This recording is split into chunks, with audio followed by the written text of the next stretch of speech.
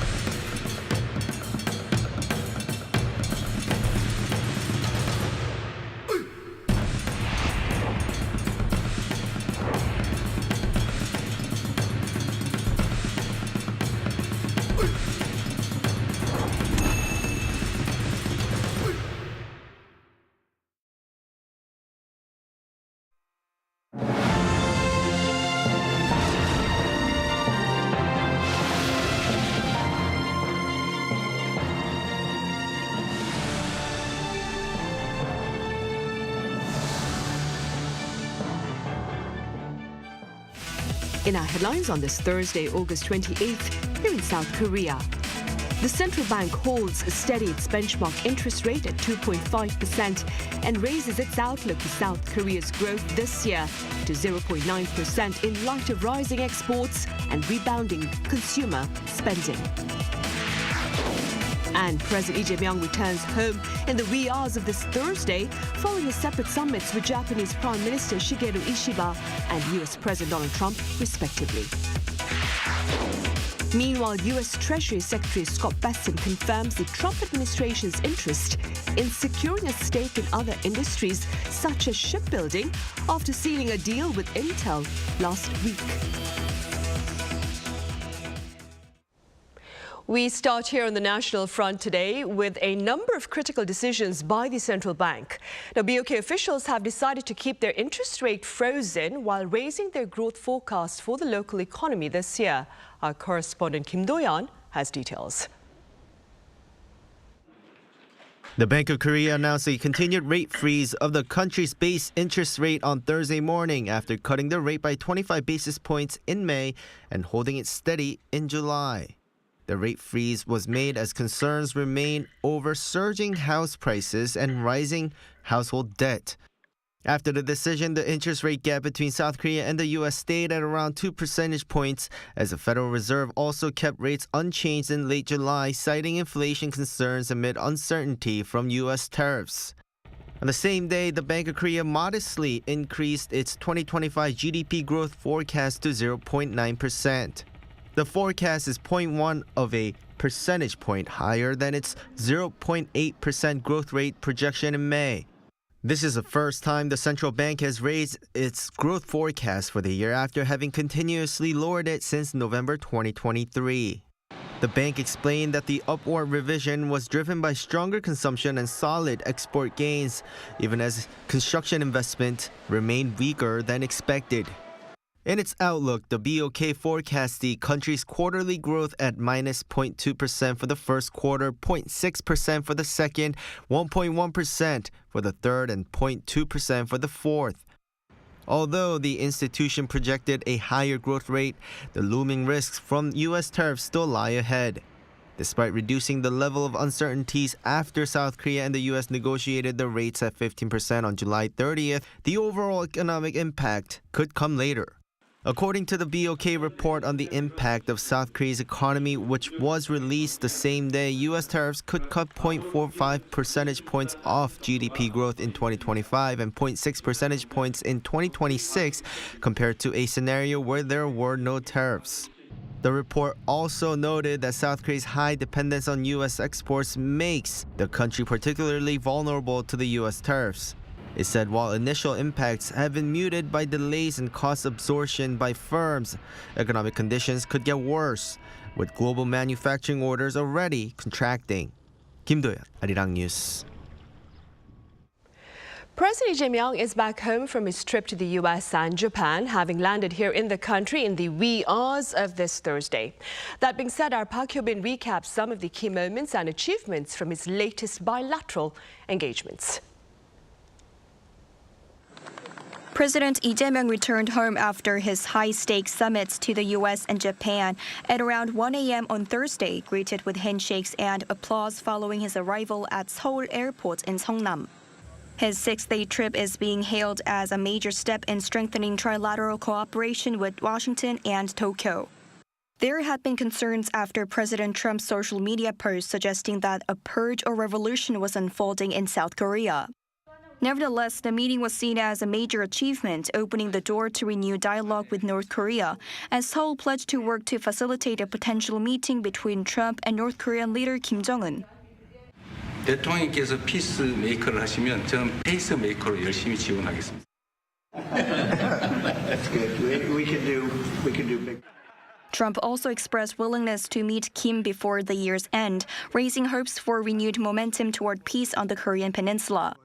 With Trump set to attend the APEC summit in Gyeongju this October, prospects of a U.S.-North Korea meeting remain open. I will do that, and we'll have talks. He'd like to meet with me. He also made clear that his administration is moving away from Seoul's past security with the U.S., economy with China stance, instead placing trilateral cooperation with Washington and Tokyo at the center of its diplomacy. And then there are some critics, honestly, who say you're too pro-China. Could you respond to that?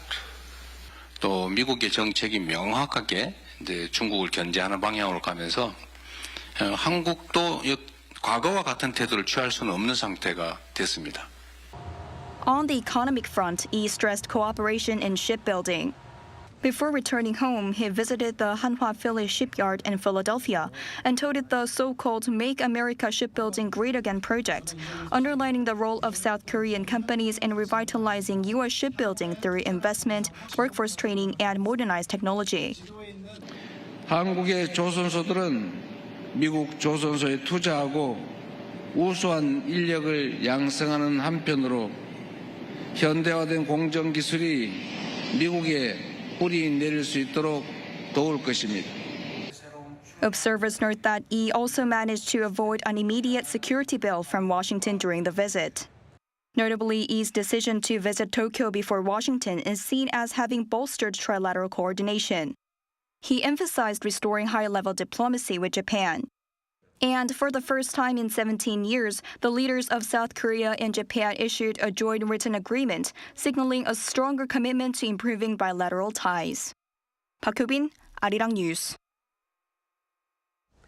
Meanwhile, the consensus among pundits is that the summit between President Jae-myung and his U.S. counterpart Donald Trump was a success. In fact, one scholar here believes the summit may serve to advance regional diplomacy. Our foreign affairs correspondent Oh Soo-young has more.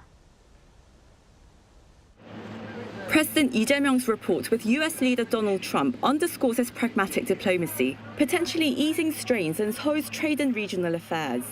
According to Professor Lee Wang-yi, who leads the Asia Unification Institute, Korea has passed its first major diplomatic test as Lee and Trump, in their first summit this week, established a warm relationship. While the result lacked clarity on sensitive trade areas, the summit provided reassurance for Korean firms. With no joint press conference by Presidents Yi and Trump, there's been curiosity about the outcome. But the July agreement will stand with no changes confirmed. That means much of the uncertainty that had worried businesses has now been eased. With the two leaders both ready to work together on sectors like shipbuilding and energy, their summit also deepened strategic cooperation, pushing bilateral ties towards a future-oriented comprehensive alliance. Yi's stopover in Tokyo before Washington also set the mood for closer trilateral cooperation in the Indo-Pacific. While some feared this could sharpen tensions with Beijing and Pyongyang, the expert noted the Yi-Trump summit provided Seoul with clout to pursue regional peace and stability. On North Korea, Trump responded positively to Yi's call for renewed dialogue with Pyongyang, with a potential meeting during this year's gathering of Asia-Pacific Economic Cooperation members in South Korea's Gyeongju. An early meeting could fast-track progress to diffuse tensions on the peninsula. President Trump once mentioned building a Trump Tower or resort during talks with Jong-un. If U.S.-North Korea ties progress, constructing a Trump Tower in the north could have major symbolic value. Unlike other projects, it would take less time and could deliver results within Trump's current term. And then there's China. Amid the intensifying US-China rivalry and unease in Beijing over Seoul and Washington further strengthening their alliance, Trump went so far as to suggest he and Yi visit Beijing together. That reinforced Yi's message that South Korea must not be forced to choose between the US and China, but instead manage both relationships with stability. Seoul's role as a regional mediator is critical. President Yi has invited both Presidents Trump and Xi Jinping to the APEC leaders meeting. This APEC may center on U.S.-China, U.S.-North Korea, and Korea-China summits. Korea-U.S. relations must go well for Korea-China ties to improve.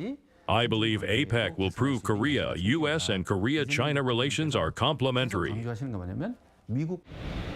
Having passed the first test of pragmatic diplomacy, the challenge ahead is whether the Yi administration can turn the momentum into practical progress for regional peace and stability ahead of APEC in October.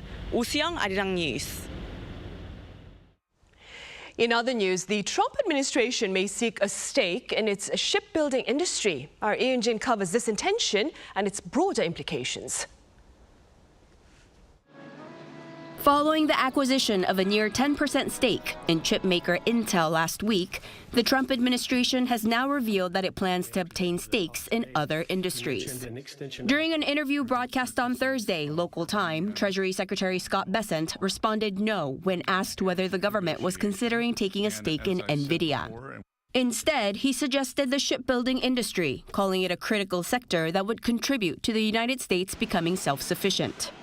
Given that South Korea has pledged to invest $150 billion in the U.S. shipbuilding sector as part of a partnership dubbed Make America Shipbuilding Great Again, this could have an impact on the Korean economy. While the Trump administration has expressed intentions to acquire stakes in U.S. companies in core industries to revitalize domestic manufacturing, it appears no specific projects have been finalized yet or announced. Meanwhile, U.S. Commerce Secretary Howard Lutnick said the key to considering where the U.S. should take equity stakes in companies is whether the country adds fundamental value to the business in consideration. In addition, during an interview on Tuesday, he also mentioned the possibility of acquiring stakes in defense contractors, saying that there was a monstrous discussion about defense. However, to this, Treasury Secretary Bessent expressed doubts on whether stakes in defense companies were necessary, saying that it would need to be seen whether they are fulfilling their mission in terms of providing adequate and timely deliveries to the U.S. military. Such disagreements suggest that further internal coordination is needed, and the Trump administration's decision on government equity acquisitions is still in its early stages. Ian Jin, Arirang News. And the Trump administration is seeking limits on the length of U.S. visas. The Department of Homeland Security announced Wednesday the initiative looks to affect visas for international students, cultural exchange visitors, and foreign journalists. Under the plan, student and exchange visas will be capped at 4 years, while journalist visas will be restricted to about 8 months or about 3 months for Chinese nationals. All visa holders will then be required to apply for extensions instead of being allowed a flexible stay provision, as is the case under current guidelines.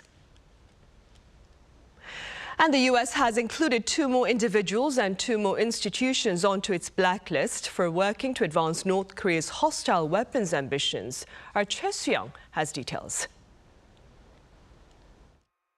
Those newly added to the U.S. Treasury sanctions list are 2 individuals and 2 firms. On Wednesday, the U.S. sanctioned Russian national Vitaly Sergeyevich Andreyev, who helped transfer money to a company under sanctions, and North Korean diplomat Kim Ung-sun, who, together with Andreyev, carried out several financial deals, including cashing out about $600,000 in cryptocurrency. It also sanctioned Seonyang Kumphungli Network Technology Corporation, which is accused of acting as a front company for the scheme. Also on the sanctions list was Korea Shinjin Trading Corporation, accused of sending instructions from Pyongyang for dispatching North Korean IT workers overseas. The U.S. Treasury says the North continues to use overseas IT workers to hack American companies, stealing data and demanding money through scams. Some workers have implanted malicious code inside company networks to steal proprietary technology and sensitive data. Washington believes the illegal profits from these actions were used to help fund Pyongyang's weapons of mass destruction and missile programs. North Korea has been using fake documents and stolen identities to get remote jobs abroad, and its methods are becoming more advanced with the help of artificial intelligence. In response, Seoul, Washington, and Tokyo remain united in their joint efforts to counter the illicit activities of North Korea's IT workers. The 3 countries reaffirmed their commitment to enhancing their coordination and pledged to work closely with the private sector. Ssireum, Arirang News. And North Korea's Kim Jong-un will be in China next week for Beijing's Victory Day military parade. His attendance has been officially confirmed by both North Korea and China on this Thursday. This will mark the first time for a North Korean leader to attend the event since 1959. Kim will join 26 world leaders, including Russia's Vladimir Putin. Now, China's Victory Day celebrates the 80th anniversary of Japan's surrender in World War II.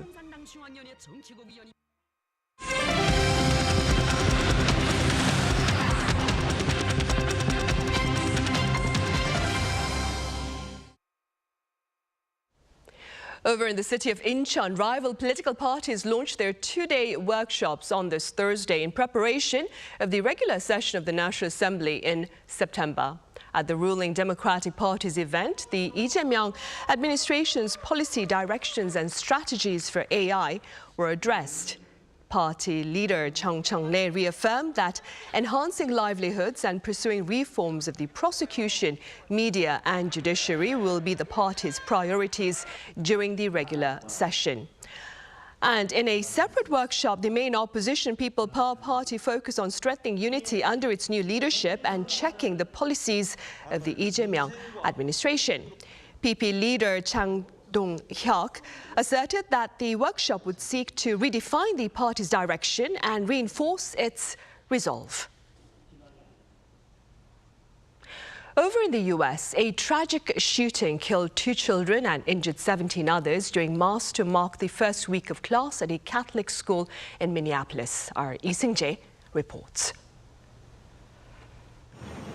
2 children were killed and 17 others injured when a shooter opened fire during morning mass at the Annunciation Catholic School in Minneapolis on Wednesday local time. Police say the shooter fired dozens of rounds through church windows just before 8:30 a.m., targeting children and parishioners sitting in the pews. The victims include 14 children between the ages of 6 and 15 and 3 parishioners in their 80s. The 2 children who died were 8 and 10 years old. Authorities say all of the injured are expected to survive. At this point, we know we have a total of 19 victims from this tragedy. 2 were young children, ages 8 and 10, that were sitting in the pews at Mass when they were shot and killed. They were pronounced deceased on the scene. Minneapolis Police Chief Brian O'Hara added that staff members acted heroically, moving students under pews and helping evacuate them within minutes once it was safe. The FBI identified the shooter as a 23-year-old Robin Westman, who died from a self-inflicted gunshot wound at the scene. Westman was armed with a rifle, a shotgun, and a pistol, all of which were purchased recently and legally. Court records also show that Westman, who identified as a female, was born Robert Westman. In the wake of the tragedy, Pope Leo XIV expressed his profound sorrow. In a message delivered over telegram to Archbishop Bernard Hebda, the Archdiocese of St. Paul and Minneapolis, the Pope commended the souls of the two children to God and offered prayers for the wounded, first responders, clergy, and loved ones. The shooting took place during a mass as the school entered the first week of the new school year. 이승재, Arirang News. Back here in South Korea, we turn now to the southern port city of Busan, where government officials and industry experts are turning to AI to come up with productive energy solutions. Our Park Junan was there. With AI on the rise, can the world keep up with the soaring demand for energy? The 2025 World Climate Industry Expo in Busan is tackling that very question, showcasing how far we've come and how much work still lies ahead. Today, in the world, there is a big race among the major economic powers in terms of being a leader for AI. The AI can help us in order to maximize the utilization rate of the grids by optimization. There is no AI without energy, but AI can also help the energy.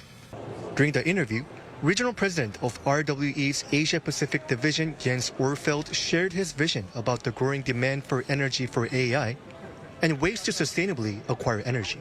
It's very energy intensive, and therefore if we use conventional energy resources to power AI, there's a significant risk that AI becomes part of the problem in an energy transition point of view, and therefore it's very, very important that as we advance AI, that we also advance the technologies that will ensure that it's based on sustainable energy consumption. The company also mentioned that creating energy can help solve the Korean government's and companies' high dependency on energy imports. A major advantage is also domesticating your energy production, making yourself less vulnerable for imports, and thereby increasing your energy security, which is a very, very important point in the current geopolitical environment as well. And some exhibitions are doing just that as they showcase their newest technology to produce cleaner energy. As you can see here, turbines like this use only natural gas to generate electricity. The company said it plans to develop hydrogen-powered turbines by 2028, which have zero carbon emissions. It's not only the energy producers that are concerned with the global climate crisis. Tech giants like NVIDIA, Google, and Microsoft were present to demonstrate their vision of addressing energy security concerns and adopting AI to combat climate challenges. So our goal is to deliver more and more performance for each watt that our customers use.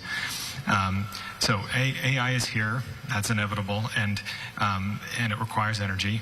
And the way we tackle those is, number one, to make sure that we have access to energy for the AI so that we can solve the solutions, so that we can utilize AI for the public good as soon as possible.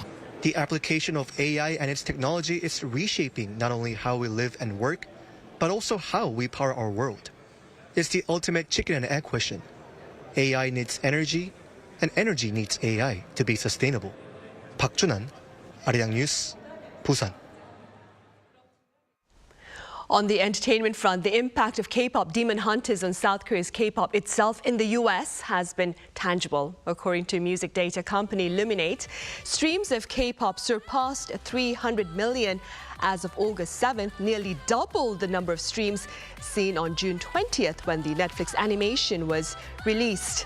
A graph by the company shows the popularity of the movie's soundtrack solidified the K-pop genre's presence in the American market.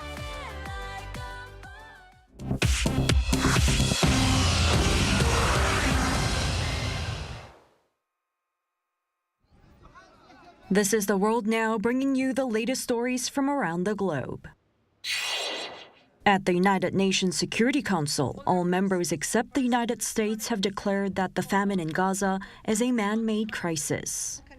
During a Security Council session on Wednesday, representatives from 14 of the 15 current members issued a joint statement calling the situation in Gaza a famine caused by human actions. The statement also condemned the use of food deprivation as a weapon of war, asserting that this practice is clearly prohibited under international humanitarian law. They called for an immediate, unconditional, and permanent ceasefire and release of all hostages, an increase in humanitarian aid, and for Israel to lift all restrictions on aid delivery immediately. According to the latest data from the Integrated Food Security Phase Classification System, nearly a quarter of Gaza's population is currently experiencing famine.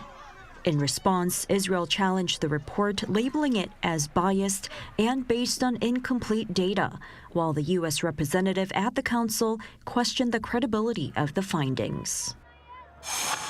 The leaders of France, Germany, and Poland visited Moldova to mark its 34th Independence Day and underscore their support for Moldova's EU accession. French President Emmanuel Macron, German Chancellor Friedrich Merz, and Polish Prime Minister Donald Tusk met with Moldova's President Maia Sandu on Wednesday to back the former Soviet Republic in its pro-European course. This comes amid intensified Russian interference in its upcoming parliamentary elections on September 28. All three leaders emphasized Moldova's path to EU membership and praised its resilience against hybrid threats from Moscow. President Sandu warned that independence is fragile, citing risks from disinformation, cyber attacks, and foreign-financed unrest. She said independence is not guaranteed, it depends on the choices we make. The Russian Defense Ministry said Wednesday that for the first time, Russian and Chinese diesel-electric submarines successfully completed a joint patrol in the Asia-Pacific region. This mission was initiated in early August, immediately following the Maritime Interaction 2025 joint naval exercises conducted by Russia and China in the East Sea. The objective of the joint patrol is to strengthen naval cooperation between the two countries, enhance peace and stability in the Asia-Pacific region, and protect the maritime economic interests of both nations. Finally, the Guinness World Records, a British record listing platform, celebrated its 70th anniversary on Wednesday, marking 7 decades since the first edition was published on August 27, 1955.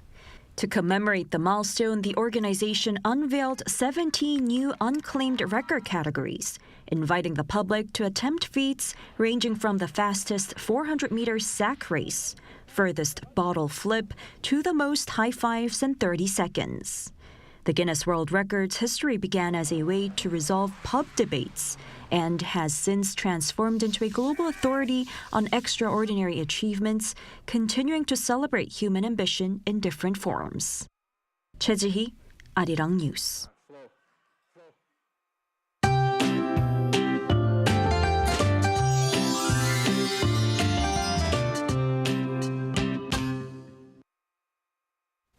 In Seoul, the heat has eased off at night, with tropical nights cooling down for the last 2 days.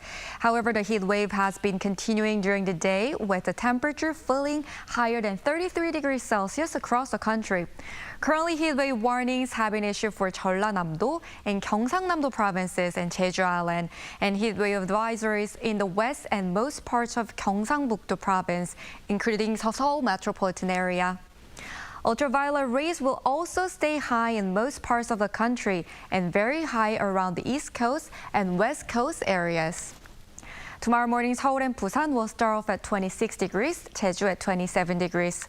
Seoul will rise up to 31 degrees, Chuncheon at 30 degrees, Gyeongju and Daegu 35 degrees. For the time being, there will be frequent showers throughout the inland areas. That's all for Korea. Here are the weather conditions around the world.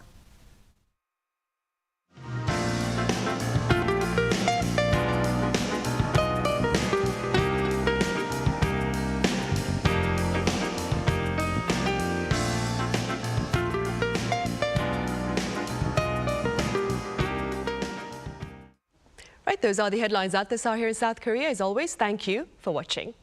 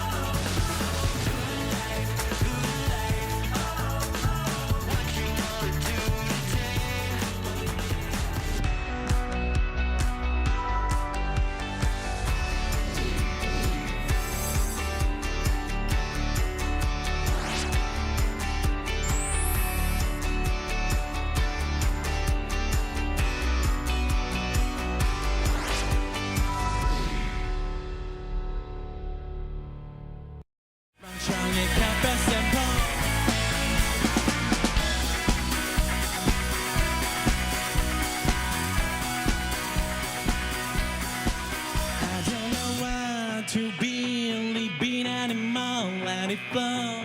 I don't need a reason, 눈치 없지. 너에게로 빠져. Break me, leave me, come. Sunshine face, but I'm still here.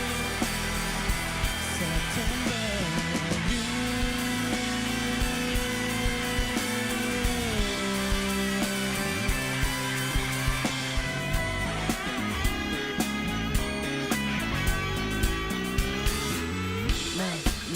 Make money, Ferrari.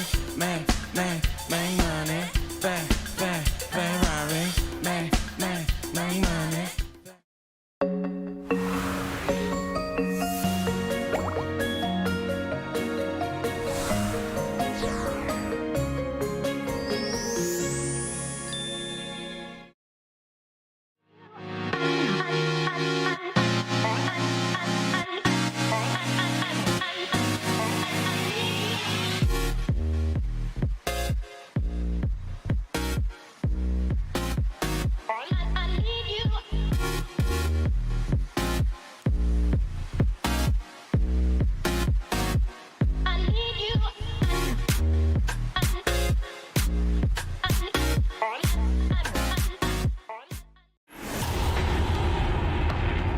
We are a well-known company in the field of road safety facility manufacturing. We operate the factory nationwide in Korea. To go beyond the demanding safety standards of the ages, we are a global network, local, worldwide, the global small and strong company appointed by Korean government. We are KSI.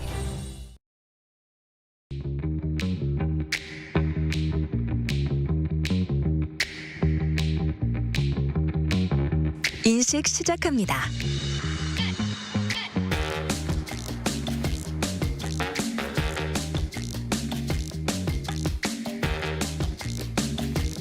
헤이 미라, 오늘의 운동 루틴 시작해줘. 네, 오늘의 운동 루틴을 시작하겠습니다. 레디, 고! 좀 더 앉아 보아요.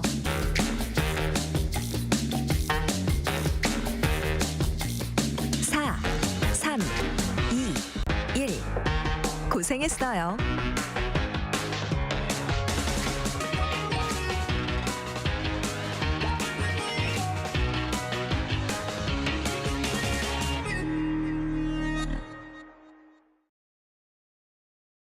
We move. Annually, we invest more than 10% of our total revenues in research and development and 15% in the R&D workforce.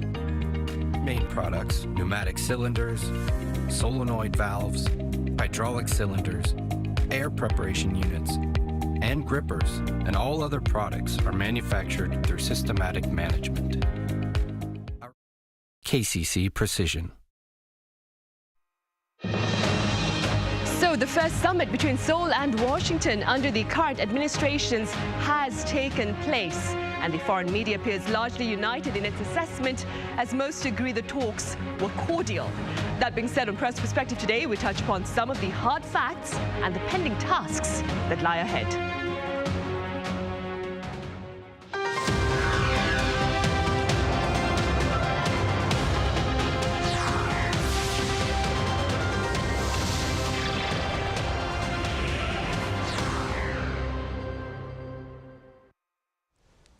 Welcome to Press Perspective. It's Thursday, August 28th here in Seoul. I'm Min Sun-hee. Today we touch upon yet again on the summit between Seoul and Washington, this time highlighting the hard facts and the tough tasks that lie ahead. For more, I have Fabian Kretschmer with German news agency DPA here in the studio. Fabian, it's been a while. Welcome back. Very nice to be here. I also have Rui Valdez with Spanish news agency EFE Spain. Rui, it's great to have you here. Thank you for your invitation. Fabian, we will start with you. So let's begin with the narratives, if you will, dominating headlines over in Europe about the summit between President Lee Jae-myung and his US counterpart Donald Trump. Yeah, I would say that Lee Jae-myung delivered a blueprint on how to deal with Trump if you want to win him over.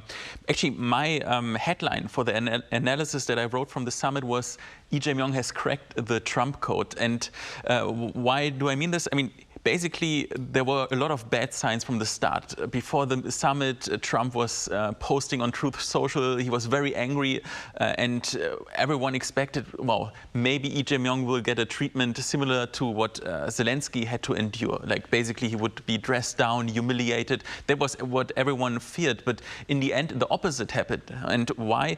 I think Lee Jae-myung was very well prepared. He read The Art of the Deal. That's the Trump memoir from the 1980s. Actually, funnily, I also had a copy from a second-hand bookstore in Seoul, a book from 1987, but Trump has not changed. In this book, he exactly explains how he negotiates, how he thinks, and I think Lee Jae-myung has understood, and he knew that, for example, those angry posts that Trump tweeted beforehand were only some tactics. I think that was kind of leveraging him up, and in the end, President Lee, he told what Trump wanted to hear. It was very flattering. He praised his shiny office, the Oval Office. He praised Trump for solving global conflicts. And it was sometimes really cringe to listen to because he was kind of submissive. But it worked. It was successful. In the end, Trump avoided all the critical and sensitive issues. And basically, the summit was a success. And that could basically then deliver a blueprint for other head of states who want to find out how can we get the sympathy of Trump. Right, and that has been the consensus among quite a number of pundits here and overseas. Rui, I mean, excuse me. What has been the response here in South Korea with regard to the optics of President Lee Jae-myung's meeting with Donald Trump at the White House? Right, Songi. Well, pretty much similar to what Fabian expressed from the European press. The optics were positively judged. We can call it a success, but it's more, with Trump, it's more like a success by survival, which means that you cannot really expect to get anything from him in terms of something that clearly benefits your country. It's more about minimizing the costs of whatever Trump already promoted or decided in the past. So the triumph of the summit, it's more about that Lee Jae-myung managed to maintain the agreements that were already made in terms of tariffs and establish just in terms of discussions other topics, complex topics about the alliance, the strategic flexibility, or even the defense spending. He did later on mention that South Korea will increase the defense expenditure in the percentage of their GDP, but it was not, we didn't see a scene, a dramatic scene of Trump telling him how much he has to raise it or giving him this kind of like orders in front of everyone, no? Like what happened a little bit with Zelensky. Or later on, we will also go more deep how also Lee Jae-myung got saved or got an alert that Trump could have taken a strategy like the one he took with Brazil. But being that said, the optics were good. And another positive thing of the summit for President Lee Jae-myung is that they both found a common ground in terms of inter-Korean relations.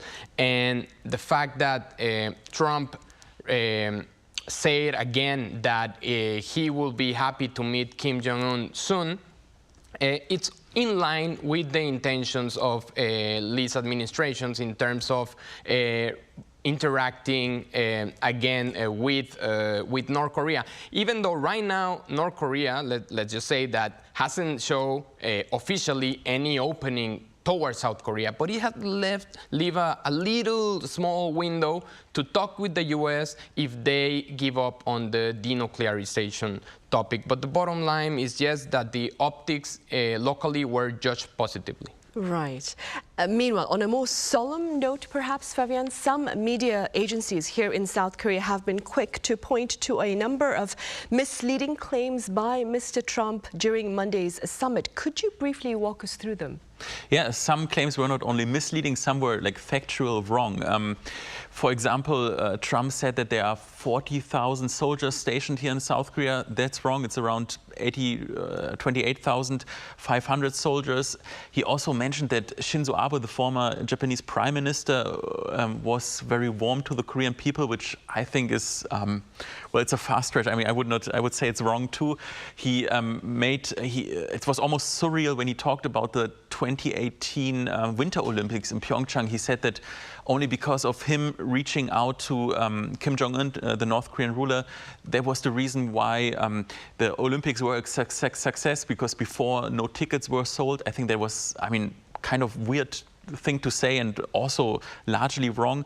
Many things. He talked about the comfort woman, like a historically very sensitive issue, and he talked it in a very casual way. I think that was really very insensitive by him. He said that he had a press conference with Kim Jong-un, also technically not correct.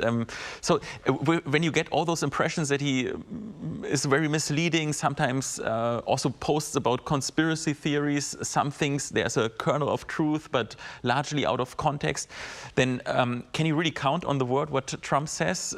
I got the impression that he doesn't really know what he's talking about, at least when he goes into the details. Of course, he has the broader picture. He's a very entertaining guy. He's maybe also a good negotiator, but when it comes to the details, I think he doesn't really have much knowledge about history, geopolitics, and all that. Right.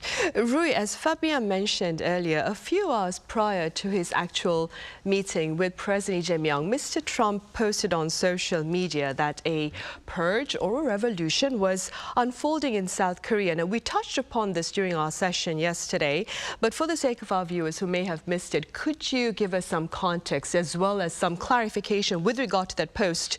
And as we mentioned earlier, well, as Fabian mentioned earlier, some are saying that this particular posting by Mr. Trump may have been a negotiation strategy. Yes, indeed. The night previous to the summit here in Korea, I think many of us were getting ready to sleep very early and then wake up for the summit, and then this comment in Truth Social pops up and makes everybody very, very tense. What Trump was claiming is that there was some kind of purge or revolution going on in Korea. He seemed to be referring to raids that were made against the Ssireum jail church in relation to Yoon Suk-yeol, the former president, martial law. And probably what got Trump confused when receiving this news is that South Korea raided a military base, a joint military base of US and South Korea, but everything was done on their legal basis. Even though they didn't notify the US side about this, it was done in the legal basis and only related to this case. So the official version is that Trump at the end says it was a misunderstanding related to all this that I just mentioned. But of course, there's voices that also suggests that maybe this is part of the negotiation strategy of Trump, in the sense that he likes to play the pressure playbook, create drama, then rattle the counterpart, and pivot back to cooperation once face-to-face. Also, it brings the other, in this case, Lee Jae-myung, the other part, in a more vulnerable position, because he doesn't know what to expect after reading that. So then Trump can also get benefit as the one who calms things down, right? So there's something related probably with pressure on negotiation or getting in some part of deals related to defense or tariffs. It's hard to know, but also it's about optics of him being the guy who fixes things, right? Okay, the one who calms things down is me, not you. The one who makes things tense is me, not you. So he likes those kind of attention, maybe as a strategic thing. And as I was mentioning, one of the fears, even I would say more in the episode, the uncomfortable episode with Zelensky was, of course, in the mind of everybody, but there was also a part that related a lot with what happened in Brazil when he started getting involved or commenting about domestic policy related to the arrest of former President Bolsonaro. And this started a major dispute with the current President Lula of Brazil that is still going on. Probably he's the only president who has actually kind of talked back to Trump in such a direct way because of those things. And so this could be a strategy of Trump to say, okay, I'm not only going to get you in foreign affairs, I can also get you from whatever domestic problems you have. And since he doesn't seem to care and doesn't seem to get any type of repercussion, he can use that as leverage to obtain what he needs, and that is quite controversial. Right.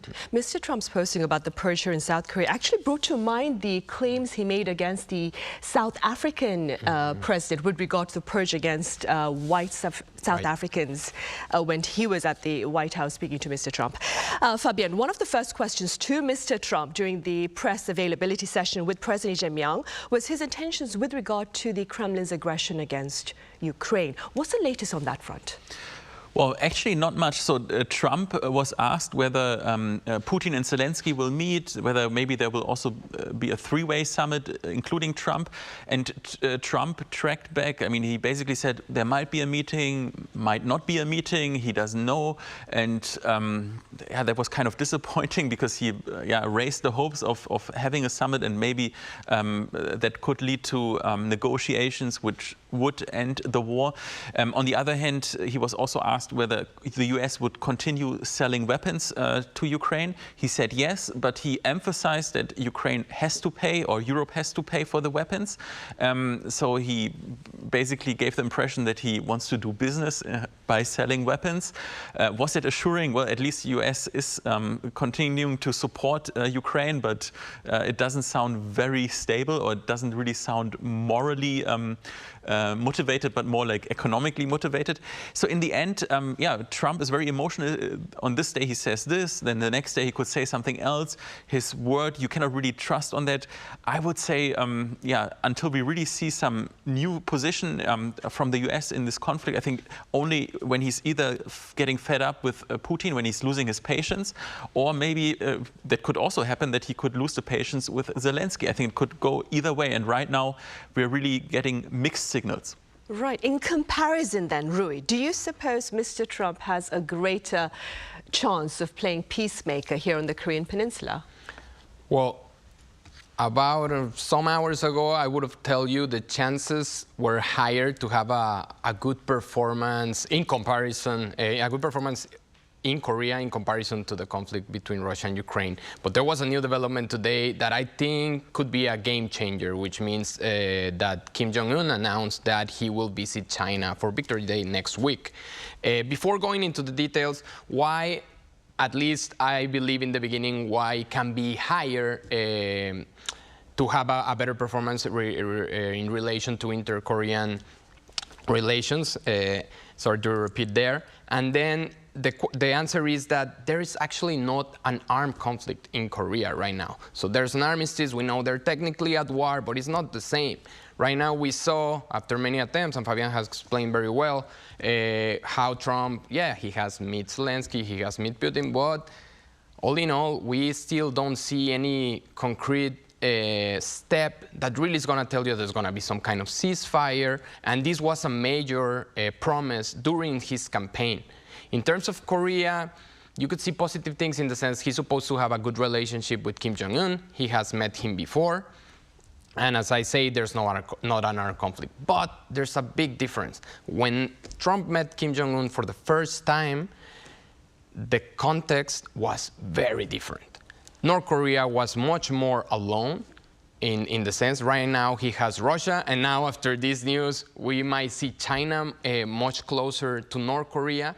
And we also see North Korea has suspended totally inter-Korean relations. There's no communication, no exchanges, which just makes everything much more complex. So, yeah, why would this make it more complicated for Trump? Because he's facing this weird situation where he has to balance the alliance of Japan, South Korea, and themselves against what it could be now a stronger alliance of Russia, North Korea, and China. Let's see what happens. I'm sure there's many things to remain to be seen in that sense. But what happened today with this announcement means that probably they are separating more. And there's another sign that is not very positive for the U.S. intentions.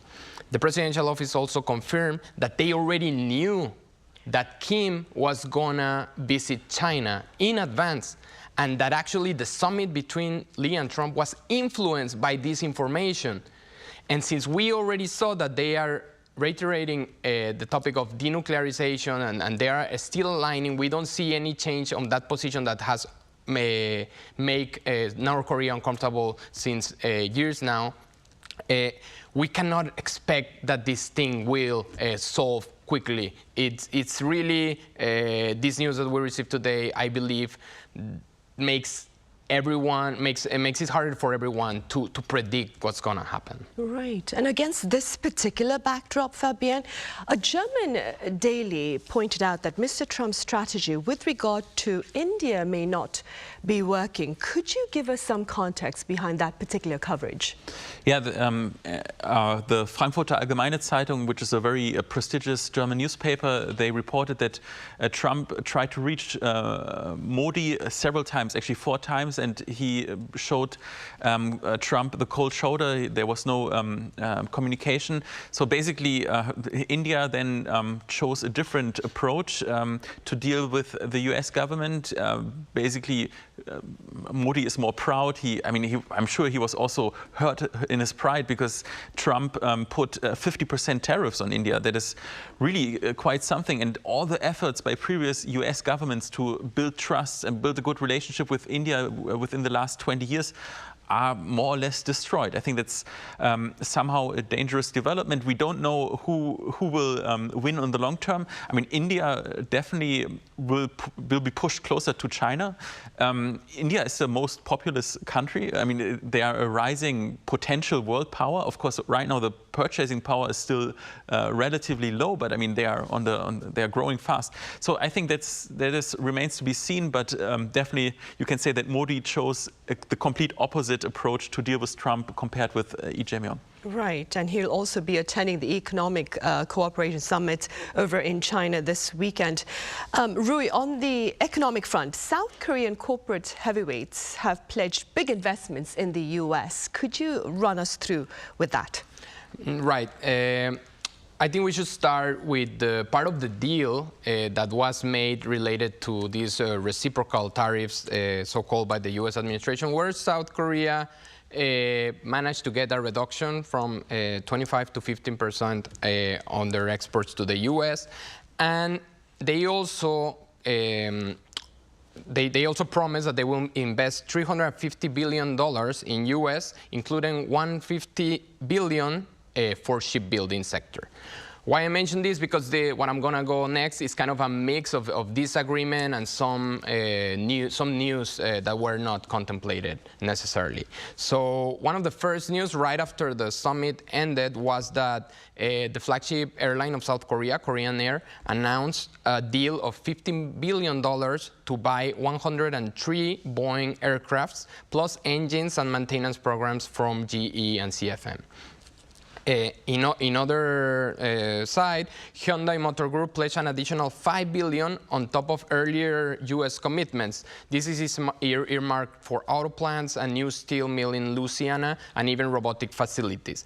This, as we know, Lee was accompanied by many of the main CEOs of South Korea, and of course these things were discussed during this visit to the U.S. And there's another Hanwha's Volvet. Hanwha Group surprised many by scaling up the investment in their Philadelphia shipyard to $5 billion. This is 50 times the initial purchase price. The aim is to turn the site into a hub for LNG carriers, I guess, and potentially U.S. naval vessels under Trump Make America Shipbuilding Great Again, which a slogan he loves and proposed by South Korea. Broader industrial push, Samsung, SK, and LG also signal spending in semiconductors, batteries, biotech, etc. And as I mentioned, this is part also of this pre-agreement, and now we are seeing a little bit how this will unfold. Right, and as we still have to wait, of course, about the details of the tariff deal between Seoul and Washington, though. All right, I'm afraid that's all the time we have. Rui, as always, thank you very much for your time and your thoughts. Thank you, Sonia. And Fabian, thank you very much for your insights.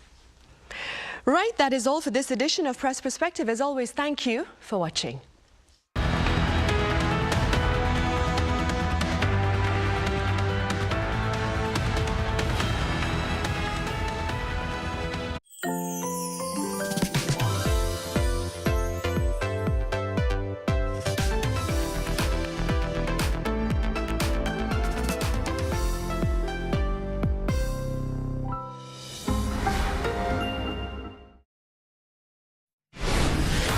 천년을 이어온 우리의 지혜가 제천에서 다시 태어났어. 세대를 관통한 선조들의 건강 빅데이터. 빅데이터. 우리의